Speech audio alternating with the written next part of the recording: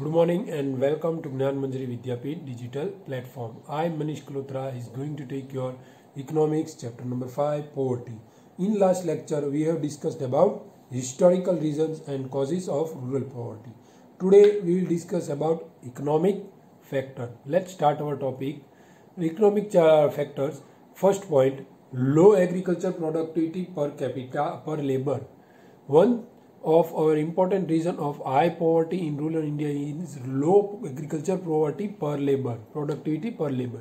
Because of poor irrigation facility, insufficient technology, lack of education and training, low rate of investment, heavy load of population result in low agriculture productivity. So income of farmers remain low and poverty increases. તો કે શું કહે છે લો agriculture poverty પર labour. તો labour આપણને ખબર છે ભારતમાં કોઈ લાંબી એવી સુવિધા નથી કોઈ ટેકનોલોજીની ઇરિગેશનની કે ઇવન ફાર્મર્સ આર અનએજ્યુકેટેડ બધી રીતે ત્યાં કોઈ ઇન્વેસ્ટમેન્ટ નથી થતું અને બધા ખેડૂતો સીમાંત ખેડૂત છે, ટૂંકા નાના ખેડૂત છે, કોઈ પાસે આટલું બહુ મોટી ખેતી નથી હોતી. તો આ કારણે એની પ્રોડક્ટિવિટી ઓછી રહી. જે એક જણાની જરૂર હોય છે ત્યાં અત્યારે આપણી પોપ્યુલેશન એટલી વધારે છે તો ત્યાં પાંચ જણા હોય છે. તો એ રીઝનની કારણે આપણે એમ કહી શકીએ કે પ્રોડક્ટિવિટી પર લેબર ઘટી જતી હોય છે. તો આવા ઘણા રીઝન્સ છે. There are many such reasons. તો એનીમાંથી રીઝન્સની આપણે વાત કરીએ તો ઇરિગેશન, પ્રોપર ઇરિગેશન ફેસિલિટીઝ આપણને ખબર છે મળતી નથી. ચોમાસું હોય ત્યારે જ આપણે ખેતી પાક કરી શકીએ છીએ, પછી મળતો નથી. ટેકનોલોજીનો અભાવ છે, પછી lack of education and training. તો પ્રોપર એજ્યુકેશન તો આપણને ખબર છે જ નહીં, ખેડૂતો બધા અભણ છે, પ્લસ એને કોઈ ખેતી વિશેની મોડર્ન ટેકનિક્સની કોઈ ટ્રેનિંગ આપવામાં આવી નથી. ઇન્વેસ્ટમેન્ટ બહુ ઓછું છે. લોડ ઓફ પોપ્યુલેશન એટલે કે પોપ્યુલેશન વધારે, જમીન ઓછી અને પોપ્યુલેશન વધારે ખેતીમાં છે ને આ બધું આપણા અલ્ટિમેટલી ક્યાં આવે છે? It affect the productivity of એગ્રીકલ્ચરની પ્રોડક્ટિવિટીને ઇફેક્ટ કરે એટલે automatically it effects our labour cost. તો આ રીતે એ બધી રીતે લેબરની પણ પ્રોડક્ટિવિટી ઓછી ગણવામાં આવે છે. ક્લિયર? તો જોઈએ આપણો second point, unequal distribution of land and property. Land is very important for cultivation. From British period in India, because of system like zamindari land, the ownership was with the handful of zamindar. This class was not directly associated with land cultivation and had no interest to invest in agriculture sector. On the other hand, the tenants were working on the others' land and were not the owners, so they also had no interest in investment. Due to low agriculture production and productivity, poverty increased day by day. તો શું proper distribution છે? આજે આપણને ખબર છે જેની પાસે જમીન છે તો એની પાસે પુષ્કળ છે અને જેની પાસે નથી તો એની પાસે નહીવત જ છે. સાવ જ્યાં ઘર ગુજરાન ન ચાલી શકે આટલી જમીન હોય છે તો એમાં એ કઈ રીતે એનું ચલાવે છે? આજની વાત તો પહેલાં બ્રિટિશ કાળથી આ ચાલ્યું આવે છે, આજનું આ ચાલ્યું નથી. હવે જમીનદારી સિસ્ટમ હતી તો એ જમીનદાર પોતાની પાસે જમીન રાખતા પણ એને ખેતી કરવામાં ઇન્ટરેસ્ટ નહોતો. એટલે ખેતી કરવામાં ઇન્ટરેસ્ટ નહોતો એટલે કોઈ સાધન સામગ્રી સારી ખરીદતા નહીં. પણ એની જે જમીન ફાર્મે રાખી અને વાવતા હોય એની પોતાની જમીન ન હોય, એટલે એની જમીન ન હોય એટલે એ પણ કાંઈ ઇન્વેસ્ટ ન કરે. એટલે બંને કોઈ કાંઈ ઇન્વેસ્ટ કરવા તૈયાર ન હોય. એટલે અલ્ટિમેટલી શું થાય કે આપણે એગ્રીકલ્ચરને પ્રોપર ટેકનોલોજીનો અભાવ રહી છે, ટેકનોલોજી પૂરતી મળતી નથી. તો ટેકનોલોજી ન મળે એની કારણે આપણને ખબર છે કે એગ્રીકલ્ચરની પ્રોડક્શન ઘટી જતું હોય છે. તો એ ઘટી જાય છે, પ્રોડક્શન ઘટી જાય છે અને આ રીતે આપણે એમ કહી શકીએ કે ભાઈ વધારે ખેડૂતો વધારે ગરીબ થતા ગયા. તો એ પોતાનો સેલ્ફ મોટિવ જોતા કે પછી એની જમીન નથી ને જમીનદારને એમ છે કે ભાઈ અમારે એગ્રીકલ્ચરમાં ક્યાં કાંઈ કામ કરાવવું છે. તો આ નેગેટિવ થોટ્સની કારણે આ ઇન્વેસ્ટમેન્ટ કાંઈ એગ્રીકલ્ચરમાં આવ્યું નહીં, ડિસ્ટ્રીબ્યુશન પ્રોપર જમીનનું રહ્યું નહીં અને જેમ પોપ્યુલેશન વધતી ગઈ તેમ જમીન ઘટતી ગઈ છે. શું જમીન તો એટલી છે, પોપ્યુલેશન જ વધતી ગઈ છે. તો આ સિસ્ટમની કારણે પોવર્ટી પણ વધતી ગઈ છે. ક્લિયર? તો જોઈએ આપણો third point, minimal development of small and cottage industry. In India, the second 5-year plans onwards as strategy for economic development, heavy and basic industries were given importance. But in rural small and cottage industries which have given great contribution in employment, production and income were neglected. Moreover, agriculture and allied activities like animal husbandry, dairy farming, fisheries, etc. were growing slowly, and this increased seasonal unemployment. As a result, poverty remained high. તો small and cottage industry ઉપરથી સરકારને રસ વયો ગયો એમ આપણે કહી શકીએ છીએ. સેકન્ડ 5 year પ્લાન્સ, તો એન્યુઅલ પ્લાન્સ આપણે આવતા, એમાં જે આ સેકન્ડ 5 year પ્લાન પછી સરકારે હેવી ઇન્ડસ્ટ્રીઝ, બિગ અને હેવી ઇન્ડસ્ટ્રીઝ ઉપર વધારે ઇન્વેસ્ટ કરવાનું ફોકસ દીધું. બિકોઝ એમાં ગવર્મેન્ટનો પણ કોઈ ફોલ્ટ નહોતો, બિકોઝ ગવર્મેન્ટને પણ ખબર છે કે આજનો જમાનો આ જ ઇન્ડસ્ટ્રીઝનો છે, તો જ એ પ્રોડક્શનને કે આજે ડિમાન્ડને મેચ કરી શકે, ક્વોલિટી ગુડ્સ તો જ આવે છે.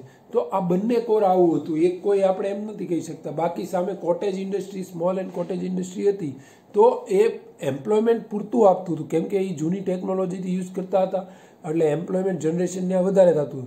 But because of this heavy and big industries આવી, એની કારણે શું થયું, તો કે એની કારણે આ બધું ભાંગી વળ્યું.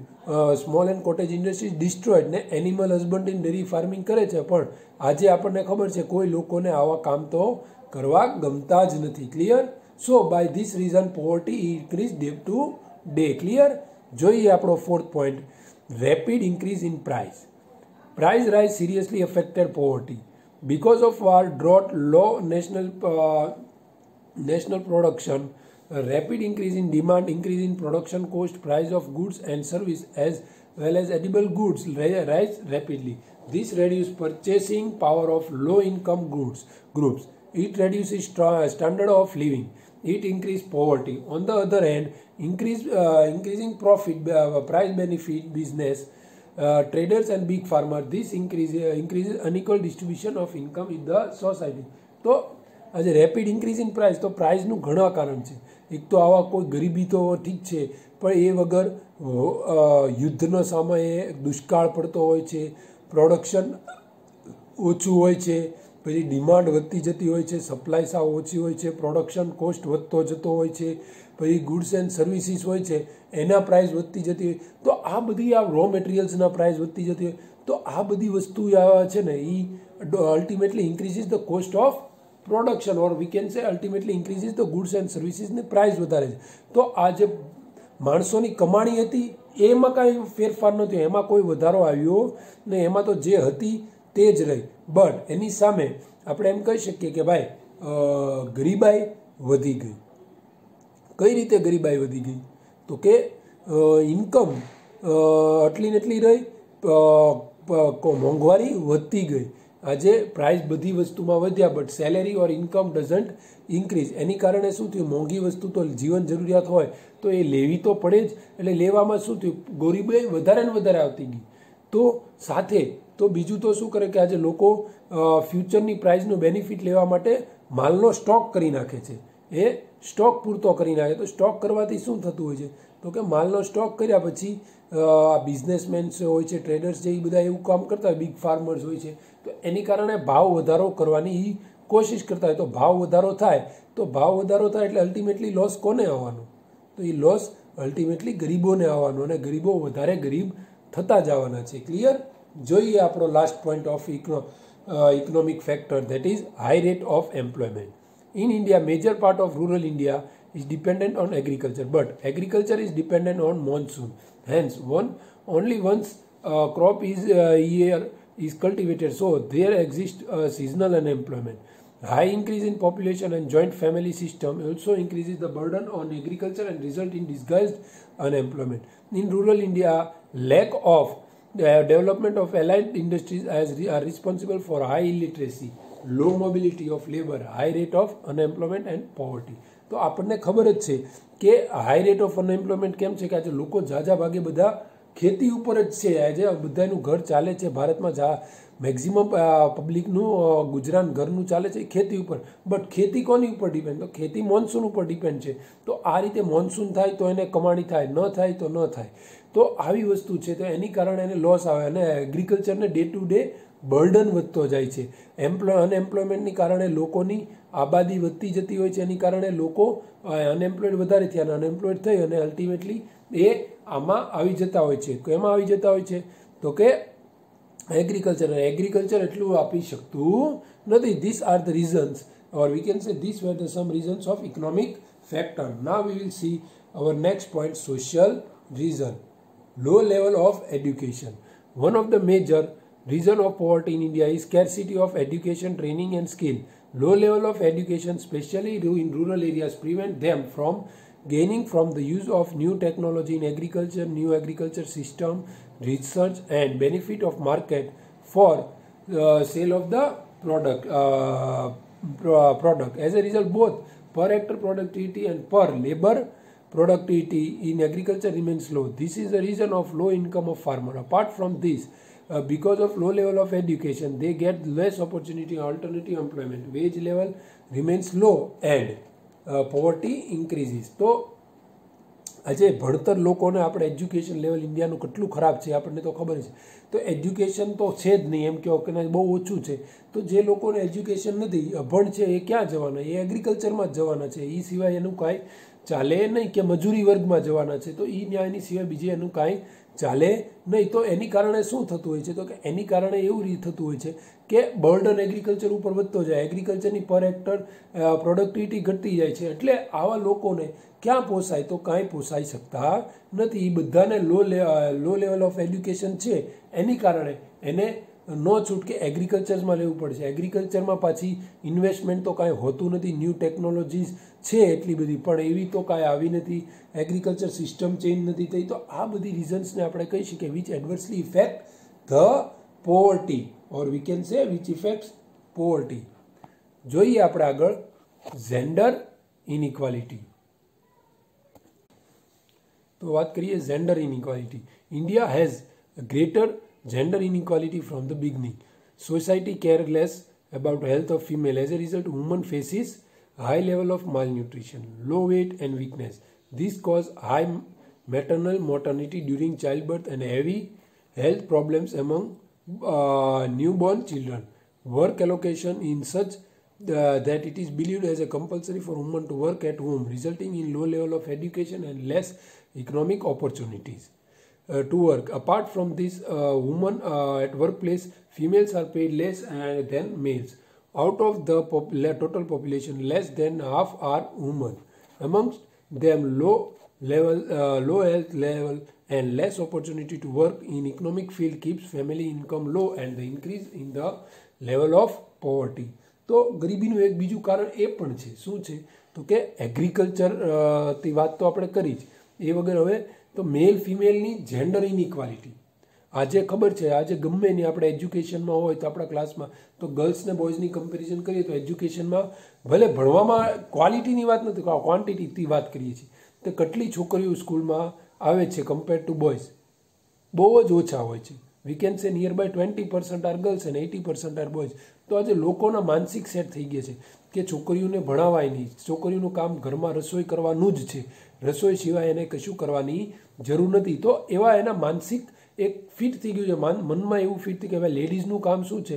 તો કે રસોઈ કામ કરવાનું છે, એમાં એને એજ્યુકેશનની જરૂર ન પડે. તો એની કારણે એનું એજ્યુકેશન ઘટી ગયું. પછી એને હેલ્થ ઉપર ફોકસ દેવામાં આવતો નથી, એના હેલ્થ ઉપર કોઈ ધ્યાન દેતું નથી. એની હેલ્થ ખરાબ હોય છે, તો હેલ્થ ખરાબ હોય છે તો એની કારણે આપણે એમ કહી શકીએ તો એને સારા ડૉક્ટરને બતાડતા પણ નથી. At the time of pregnancy હજી આજે રૂરલ એરિયાઝમાં એ ડૉક્ટર પાસે આવતા પણ નથી ઇન પ્રેગ્નન્સી. તો આ it adversely effect the health of the mother and the newborn, બંનેને ઇફેક્ટ કરે છે. બટ આજે અનએજ્યુકેશનની કારણે, આજે ક્લોઝડ માઇન્ડેડ પીપલ્સ છે એની કારણે આજે we can say that females are being very much, we can say that being very much pressurized. એની ઉપર જુલમ આપણે એમ કહી શકીએ છીએ બહુ. તો આવું બધું છે એની ઉપર. અને કદાચ એને નોકરીએ પણ જાય છે, કદાચ બાય ચાન્સ એમ કહ્યું કે એ નોકરીએ પણ જાય છે, તો જાય છે. There also there is an inequality compare to males. There females are paid very less. ફિમેલ્સને બહુ ઓછી સેલેરી પે કરવામાં આવે છે કમ્પેર ટુ મેલ્સ. તો આવું શું કરવા થાય છે? What are the reasons behind this all? તો કે આ બધી વસ્તુ ઉપર આપણે ધ્યાન વધારે દેવું પડશે. મેલ્સ અને ફિમેલ્સ બંનેને સરખા કન્સિડર કરવા પડશે. જો એ કન્સિડર કરશું તો જ ચાલશે, નહીતર આજે મેલ ફિમેલ જેન્ડર ઇનઇક્વાલિટી વધતી જાય છે. એનું ઉપર આપણે ખાસ ધ્યાન દઈએ. એક સમય આવશે કે ફિમેલ્સ બહુ ઓછી થઈ જાય, ત્યારે શું કરશું? There is a question arises. So this all thing we should kept in our mind. Clear? So here our new next topic also concludes, that is social reason. Now for today we will see our last point, that is other reasons.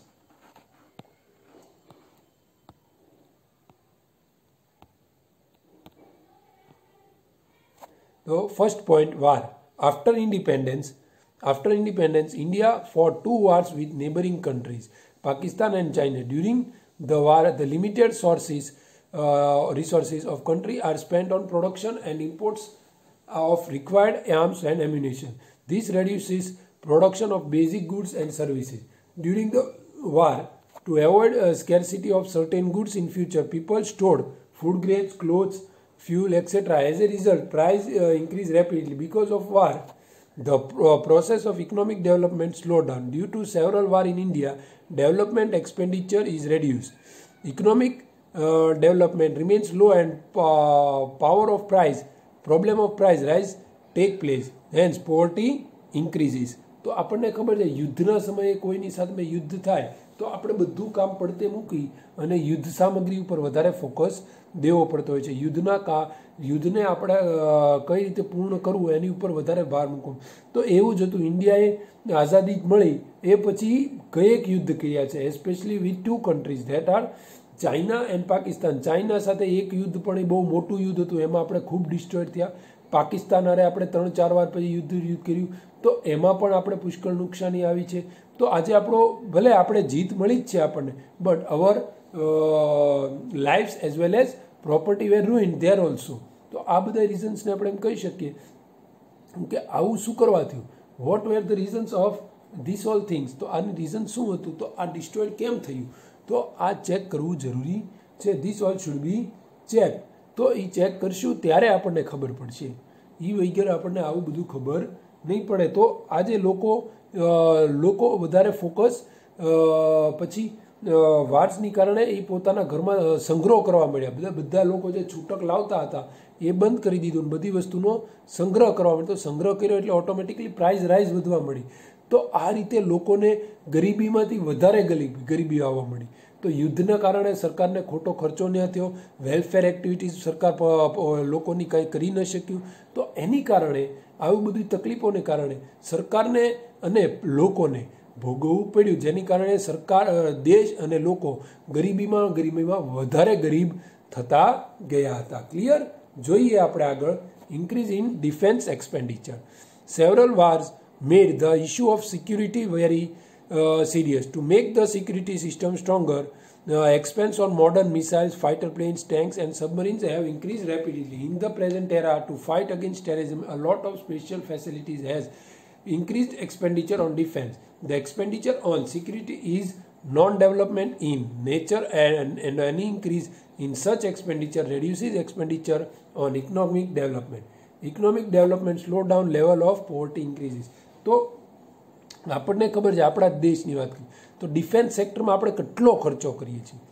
Maximum our expenses goes on defence sector. આપણે હમણાં Rafael લીધા, કેટલી missiles લીધી હોય છે, jackets લેતા હોય છે, કેટલું આપણે ડિફેન્સની ગન્સ લેતા, તો આ લેતા હોય છે. તો કેમ આ લેવું પડે છે? Why we has to purchase? Because of we can say that increasing we can say danger from our neighbouring countries. આપણા નેબરિંગ કન્ટ્રીઝ આપણે જોઈએ છીએ, ચાઇના આપણી સાથે કેવું અત્યારે કરી રહ્યો છે. તો ચાઇનાને આ જે કરતું હોય તેની સામે આપણે આંખથી આંખ મિલાવવા માટે આપણી પાસે શસ્ત્ર સંજામ હોવા જોઈએ, તો જ આપણી આર્મી ન્યાયની સુધી પહોંચે.